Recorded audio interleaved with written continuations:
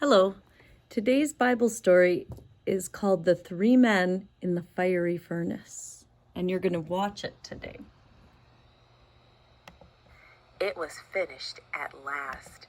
The gigantic golden statue King Nebuchadnezzar had ordered to be made stood tall as an 8-story building.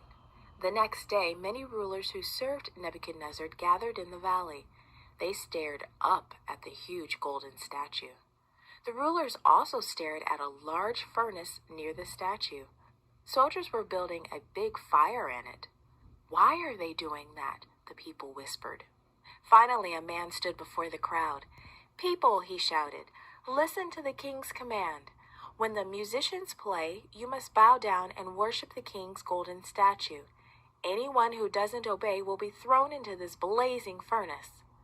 Suddenly, the music burst forth. Everyone fell down. Everyone except Shadrach, Meshach, and Abednego. They couldn't worship a statue. Some men saw them and hurried to the king. "Look," they exclaimed, "those 3 Hebrews did not bow down." King Nebuchadnezzar's face turned red with anger. "Bring them here," he ordered. The guards rushed to obey. "You did not bow down to worship the golden statue," the king shouted at the 3 Hebrews. "I will give you one more chance. Worship the statue or you will be thrown into the blazing fire. Who will help you then?"